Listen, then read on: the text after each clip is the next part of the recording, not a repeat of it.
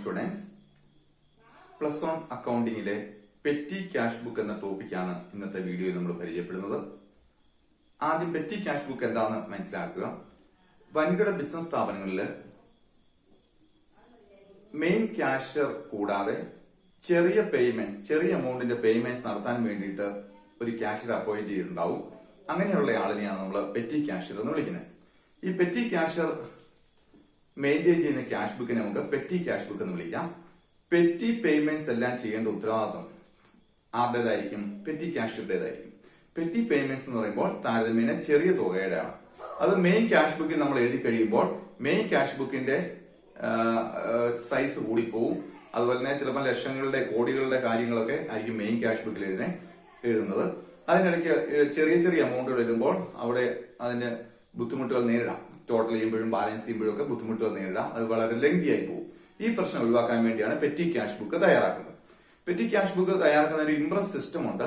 അതായത് ഒരു മാസം ആദ്യം ഒരു നിശ്ചിത തുക മെയിൻ ക്യാഷ്യർ പെറ്റി ക്യാഷ്യർക്ക് നൽകും. അയാൾക്ക് അത് മാത്രമേ വരുമാനമായിട്ടുള്ളൂ, പണം കിട്ടുന്നുള്ളൂ. ബാക്കി ചെറിയ പേയ്മെന്റ്സ് എല്ലാം നടത്തണം. ഒരു മാസം അവസാനിച്ചു കഴിയുമ്പോൾ ആ മാസത്തെ പേയ്മെന്റ്സിന്റെ എല്ലാം കൂടെ ഒരു ലിസ്റ്റ് തയ്യാറാക്കി, സ്റ്റേറ്റ്മെന്റ് തയ്യാറാക്കി വൗച്ചറുകൾ സഹിതം മെയിൻ ക്യാഷ്യർക്ക് കൊടുക്കണം. മെയിൻ ക്യാഷ്യർ അതെല്ലാം വെരിഫൈ ചെയ്തിട്ട് എത്ര രൂപയാണ് ചെലവായത് അത്രയും രൂപ തിരിച്ച് കൊടുക്കുകയാണ് ചെയ്യുന്നത്. അപ്പോൾ പെറ്റി ക്യാഷ്യറുടെ പക്കൽ ആദ്യ മാസത്തെ ബാലൻസ് ഇരുന്ന തുകയും പിന്നീട് രണ്ടാം മാസം കഴിഞ്ഞ മാസം ചെലവായ തുക തിരിച്ചു കിട്ടുന്നതും കൂടെ ചേർന്ന് ഒരു നിശ്ചിത ബാലൻസിലേക്ക് സ്ഥിരവെത്തുകയാണ് ചെയ്യുന്നത്. അത് നമുക്ക് ഈ പ്രോബ്ലത്തിലൂടെ മനസ്സിലാക്കാം. ഇപ്പൊ പെറ്റി ക്യാഷ് ബുക്ക് ചെയ്യുമ്പോൾ അതിനെ നമുക്ക് ആദ്യം ഒരു 2 സെക്ഷൻ ആയിട്ട് ചെയ്യുകയാണ് വളരെ എളുപ്പം. ഇവിടെ കഴിഞ്ഞ 2020 മാർച്ചിൽ 8 മാർക്കിന് ചോദിച്ച ക്വസ്റ്റ്യൻ ആണ് പെറ്റി ക്യാഷ് ബുക്ക്. ആ ക്വസ്റ്റ്യൻ ആണ് ഞാൻ ഇവിടെ എഴുതിയിരിക്കുന്നത്. അപ്പൊ നമുക്ക് പെറ്റി ക്യാഷ് ബുക്ക് ചെയ്യാൻ പോവുകയാണ്. അപ്പൊ നമുക്ക് പെറ്റി ക്യാഷ് ബുക്ക് എന്ന് പറയുമ്പോൾ അവിടെ റെസിപ്റ്റ് സൈഡിൽ ഒരു കോളം മാത്രമേ നമ്മൾ കൊടുക്കുന്നുള്ളൂ.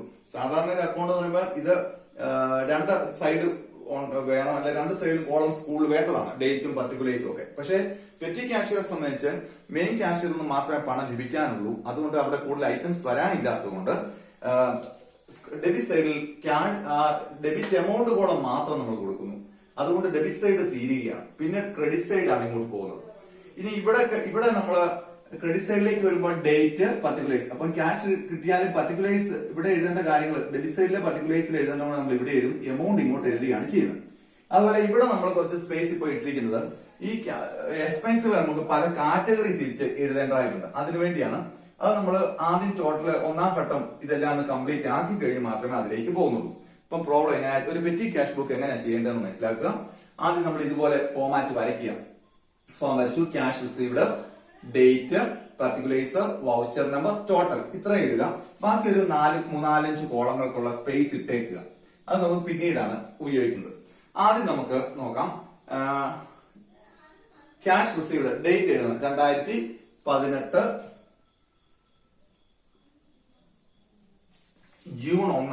ജൂൺ 1. അപ്പൊ നമുക്ക് എന്താണ് cash received from main cashier 1500 രൂപ കിട്ടി. അപ്പൊ ക്യാഷ് റിസീവ്ഡ് എന്നാണ് ഇവിടെ എഴുതുന്നത്. ക്യാഷ് റിസീവ്ഡ് ഈ എമൗണ്ട് നമ്മൾ ഒരിക്കലും ഇവിടെ എഴുതല്ല. ഇത് ഡെബിറ്റ് സൈഡിലാണ് നമ്മൾ, അല്ലെ, ക്യാഷ് ബുക്കിന്റെ ഡെബിറ്റ് സൈഡിലാണ് റെസിപ്റ്റ് എഴുതുന്നത്. അപ്പോൾ ഈ ക്യാഷ് റിസീവ്ഡ് ഡെബിറ്റ് സൈഡിൽ വേണം എഴുതാൻ. നമുക്ക് അവിടെ വേറെ കാര്യങ്ങൾ എഴുതാൻ ഇല്ലാത്തതുകൊണ്ട് അതും കൂടെ അതിന്റെ ഡീറ്റെയിൽസ് എഴുതുന്നതേ ഉള്ളൂ. Cash received 1500. ഇനി നമ്മൾ ഓരോ പേയ്മെന്റ്സും നിങ്ങൾ ജേണൽ എൻട്രി ഒന്നും നോക്കേണ്ട കാര്യമില്ല. ഏതൊരു കുട്ടിക്കും ഇത് വളരെ എളുപ്പത്തിൽ ചെയ്യാം. തന്നിരിക്കുന്ന പേയ്മെന്റ്സ് എല്ലാം അതേപടി ഇങ്ങോട്ട് പകർത്തി എഴുതുക. തന്നിരിക്കുന്ന അപ്പൊ ക്യാഷ് റിസീവ്ഡ് നമ്മൾ ഇങ്ങോട്ട് ഡെബിറ്റ് എമൗണ്ട് പകർത്തി എഴുതി, ബാക്കി ഡേറ്റ് ഇട്ട് കാര്യങ്ങൾ അതേപടി താഴേക്ക് എഴുതുക. അപ്പൊ അത് നമുക്ക് ഓരോന്നോരോന്ന് എഴുതാം. 2-ാം തീയതി ജേണൽ എൻട്രി ഒന്നും വേണ്ട, തന്നിരിക്കുന്ന എഴുതിയാൽ മതി. 2-ാം തീയതി പോസ്റ്റേജ് സ്റ്റാമ്പ് തന്നിരിക്കുന്നത് അതേപടി എഴുതുക. പോസ്റ്റേജ് സ്റ്റാമ്പ്, വൗച്ചർ നമ്പർ അറിയത്തില്ല, അതുകൊണ്ട് ആ കോളം എഴുതേണ്ട ആവശ്യമില്ല. നമുക്ക് അതിന്റെ എമൗണ്ട് ഇവിടെ എഴുതാം 35. ഇനി അടുത്തത് 3-ാം തീയതി ഓട്ടോ ചാർജ്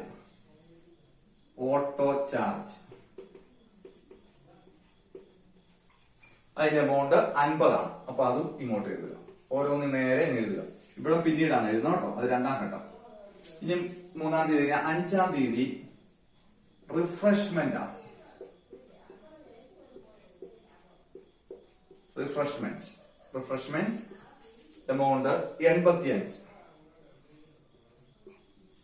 അടുത്ത 6-ാം തീയതി ഓട്ടോ ഫെയർ. വളരെ എളുപ്പമുള്ള ചെയ്യാൻ വളരെ എളുപ്പമാണ്. Auto fair 60. അടുത്തത് ടെലഗ്രാം.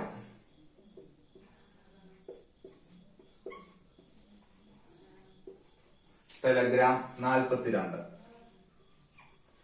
പിന്നെ ബസ് ഫെയർ 8-ാം തീയതി ബസ് ഫെയർ 35. അടുത്തത് കാർട്ടേജ്. അത് ആ ഡേറ്റിൽ തന്നെയാണ്. കാർട്ടേജ് എന്ന് പറഞ്ഞാൽ കാരിയേജ് ആണ്. കാർട്ടേജ് 48. ഇനി അടുത്തത് സ്റ്റേഷനറി. 11-ാം തീയതി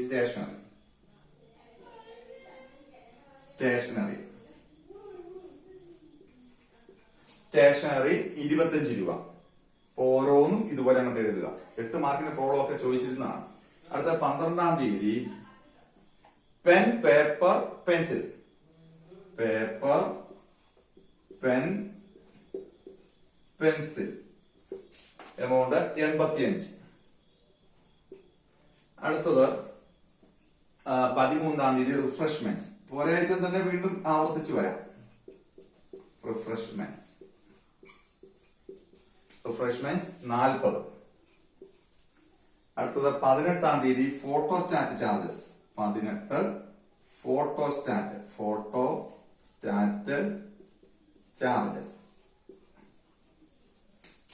ചാർജസ് 38. അടുത്തത് 21-ാം തീയതി കൊറിയർ സർവീസസ്. എന്റെ കൊറിയർ ചാർജ് ആണ്. Courier services 85.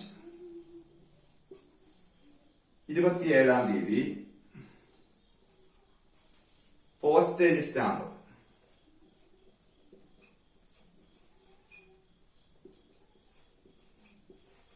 സ്റ്റാമ്പ്സ് 45. അടുത്തത് 30-ാം തീയതി ടാക്സി ഫെയർ. മാനേജറുടെ ടാക്സി ഫെയർ എന്ന് എഴുതിയാൽ മതി. ടാക്സി ഫെയർ 100 രൂപ. ഇപ്പൊ നമ്മള് ഒരു ഘട്ടത്തില് ആദ്യമായിട്ട് നമ്മൾ ക്യാഷ് റിസീവ്ഡ് ഇവിടെ എഴുതുന്നു. പിന്നെ തന്നിരിക്കുന്ന തുകയെല്ലാം ഇങ്ങോട്ട് എഴുതണം. ഇനി നമ്മൾ ചെയ്യേണ്ടത് ഈ തന്നിരിക്കുന്ന എക്സ്പെൻസുകൾ ഓരോന്നും അനലൈസ് ചെയ്യണം. എന്നിട്ട് ഏതൊക്കെ ഗ്രൂപ്പുകളാക്കാം. ഇപ്പം പോസ്റ്റേജ് എന്ന് പറഞ്ഞാൽ ഇവിടെ പോസ്റ്റേജ് ഉണ്ട്, അവിടെ പോസ്റ്റേജ് ഉണ്ട്, കൊറിയർ ഉണ്ട്, ടെലഗ്രാം. ഇതെല്ലാം നമ്മൾ എന്തെങ്കിലും കമ്മ്യൂണിക്കേഷന് ഭാഗമായിട്ട് അല്ലെ ലെറ്ററുകൾ അയക്കാനോ വിവരങ്ങൾ അറിയിക്കാനോ. അപ്പൊ നമുക്ക് അതിനെല്ലാം കൂടെ ചേർത്ത് പോസ്റ്റേജ്, ഇതെല്ലാം പോസ്റ്റേജ്, ടെലഗ്രാം, ഇവിടുത്തെ ഇരുന്നിരിക്കുന്ന കൊറിയർ, പോസ്റ്റേജ്, ഇതെല്ലാം കൂടെ ചേർത്ത് നമുക്ക് പോസ്റ്റേജ് എന്നൊരു ഹെഡിങ് കൊടുക്കാം. അപ്പൊ അതിനുവേണ്ടിയാണ് നമ്മൾ ഇവിടെ സ്പേസ് ഇടുന്നത്. നമുക്ക് ഓരോന്നും ഗ്രൂപ്പ് ആക്കണം. അപ്പൊ ഇവിടെ 1-ാം ഘട്ടം എഴുതി കഴിഞ്ഞ് മാത്രം അത് ചെയ്യാവുള്ളൂ. പോസ്റ്റേജ് ഗ്രൂപ്പ് കൊടുക്കും. ഇനി അത് കഴിഞ്ഞ് നമുക്ക് അത് ആ കോളം, ഒരു കോളം നമ്മൾ ഇതാ പോസ്റ്റേജിന് വേണ്ടി ഇപ്പൊ കോളം തിരിക്കുകയാണ്. പോസ്റ്റേജിന് വേണ്ടി ഒരു കോളം കൊടുത്തു. ഇനി അടുത്തായിട്ട് നമുക്ക് നോക്കണം. പോസ്റ്റേജ് ഓട്ടോ ചാർജ് അല്ലെ. ഓട്ടോ ചാർജ് ഉണ്ട്, ഓട്ടോ ഫെയർ ഉണ്ട്, ബസ് ഫെയർ ഉണ്ട്, ടാക്സി ഫെയർ ഉണ്ട്. ഇതെല്ലാം നമുക്ക് ട്രാവലിംഗ് എന്നുള്ള ഹെഡിങ് ആക്കാം. ഇതെല്ലാം ഒരേ നേച്ചറിലാണ്. അപ്പൊ ഒരേ നേച്ചറിൽ വരുന്ന എല്ലാം കൂടെ ഗ്രൂപ്പ് ചെയ്തെടുക്കാൻ പോവുകയാണ്. അപ്പൊ അത് ട്രാവലിംഗ് അങ്ങനെ ഒരു ഹെഡിങ് കൊടുത്തു. ഇനി ആ ട്രാവലിംഗിന് നമുക്ക് എന്ത് ചെയ്യണം? ട്രാവലിംഗിന് ഒരു കോളം കൊടുത്തു കഴിഞ്ഞാൽ അത് കോളം തിരിച്ചു വരയ്ക്കുക. ട്രാവലിംഗ്. അടുത്തതായിട്ട് നമ്മൾ എടുക്കാതിരിക്കുന്നത് റിഫ്രഷ്മെന്റ് ഒക്കെ വരുന്നുണ്ട്. ഇവിടെ വീണ്ടും ഒരു റിഫ്രഷ്മെന്റ്. അതൊക്കെ നമുക്ക് ഒരു ഓഫീസ് എക്സ്പെൻസ് ആയിട്ട് എടുക്കാം. ഓഫീസിൽ ആരെങ്കിലും ഒക്കെ വരുമ്പോൾ വരുന്ന ചെലവുകളാണ്. അപ്പൊ നമുക്കതിന് ഓഫീസ് എക്സ്പെൻസ് കൊടുക്കാം. ഓഫീസ് എക്സ്പെൻസ് അങ്ങനെ ഒരു ഹെഡിങ് കൊടുക്കാം. ഓഫീസ് എക്സ്പെൻസ് ഒരു ഹെഡിങ് ഒരെണ്ണം കൂടിപ്പോയെന്നത് കുഴപ്പമൊന്നുമില്ല. ഇനി അടുത്തത് നമുക്ക് എടുക്കാനുള്ളത് പേപ്പർ, പെൻസില്, സ്റ്റേഷനറി, ഫോട്ടോസ്റ്റാറ്റ്, ഇങ്ങനെ കുറച്ച് കാര്യങ്ങളുണ്ട്. ഇതിനെല്ലാം നമുക്ക് സ്റ്റേഷനറി എന്ന് പറഞ്ഞൊരു ഹെഡിങ് കൊടുക്കാം. സ്റ്റേഷനറി.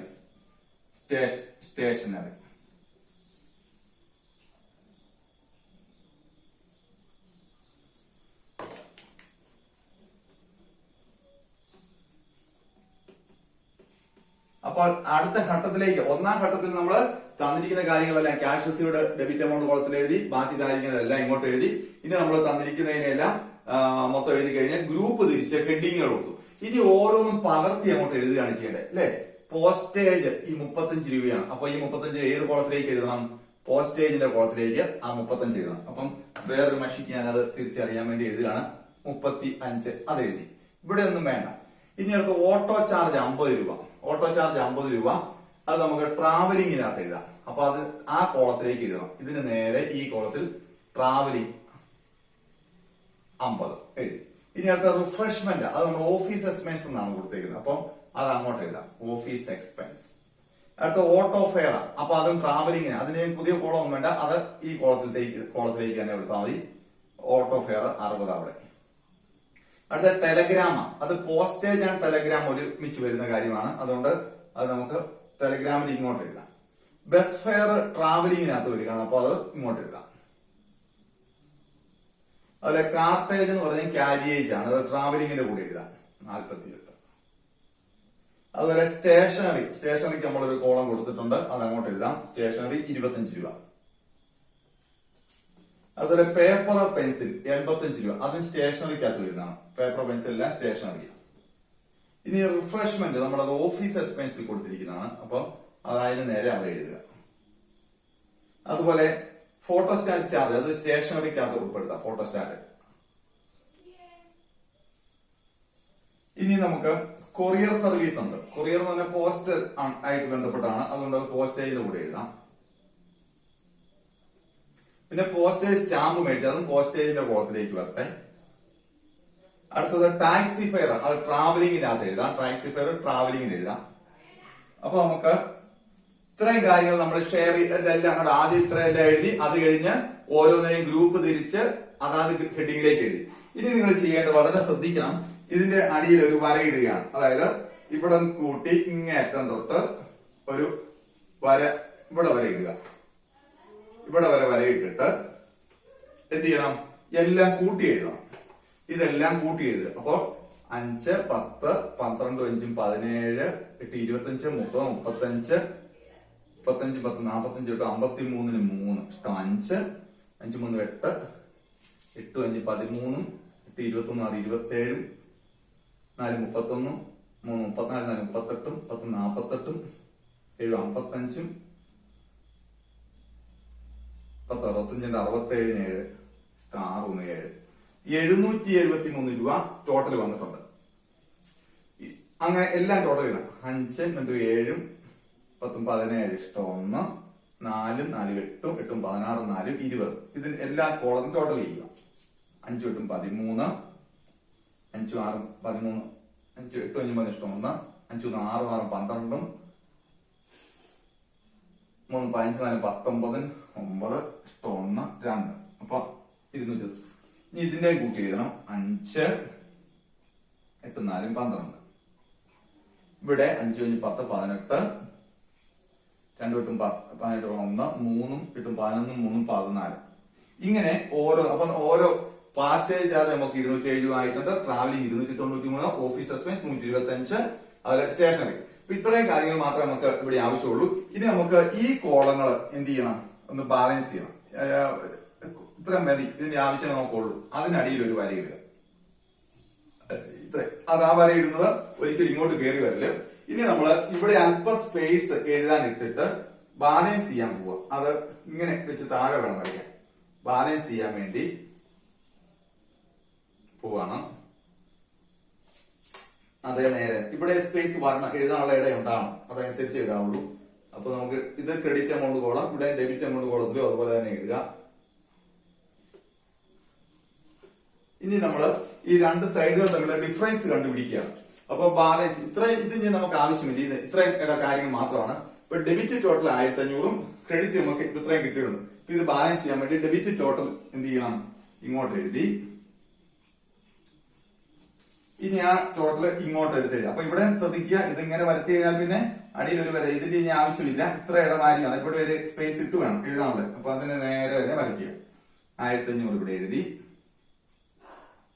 ഇനി നമുക്ക് ബാലൻസ്, ഇവിടെ ഡിഫറൻസ് ആണ്. ഇത് ക്രെഡിറ്റ് സൈഡ് പേയ്മെന്റ്സ്, ഇത് റെസിപ്റ്റ്. അപ്പം 3 7 1 8 2 10 1 8 7 15 727 രൂപയുണ്ട്. ഇതാണ് നമുക്ക് ബാലൻസ് ആയിട്ടുള്ളത്. അപ്പൊ അവിടെ നമ്മള് ബാലൻസ്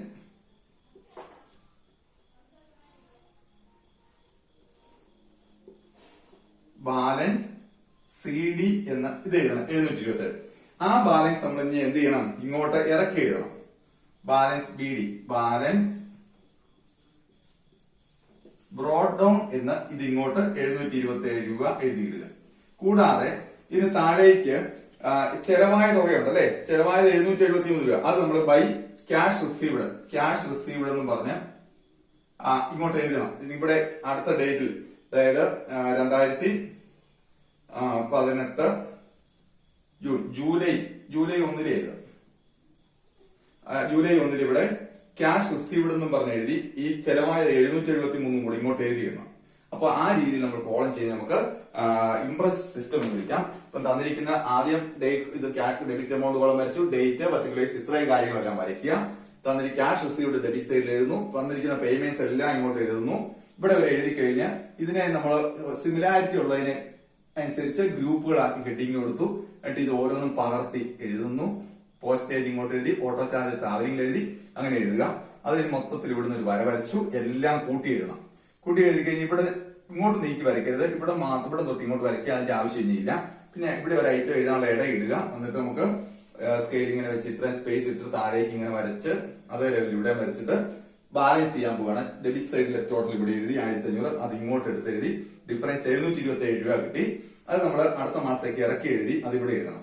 ഇനി ഇംപ്രസ് സിസ്റ്റം എന്ന് പറയുമ്പോൾ ഈ ചെലവായ തുക തിരിച്ചു കിട്ടും കൃത്യമാസം ജൂലൈ 1 അപ്പൊ ഇവിടെ അടുത്തായിട്ട് ക്യാഷ് റിസീവ്ഡ്, ഇതുപോലെ തന്നെ ക്യാഷ് റിസീവ്ഡ് ഇങ്ങോട്ട് എഴുതണം. ക്യാഷ് റിസീവ്ഡ് എഴുതി ആ 773 രൂപ കിട്ടും. അപ്പൊ അദ്ദേഹത്തിന്റെ പക്കൽ 1500 രൂപയാവും. ഇതാണ് പെറ്റി ക്യാഷ് ബുക്ക് എന്ന് പറയുന്നത്. അപ്പൊ നിങ്ങൾക്കത് മനസ്സിലായി എന്ന് കരുതുന്നു. ഓക്കെ.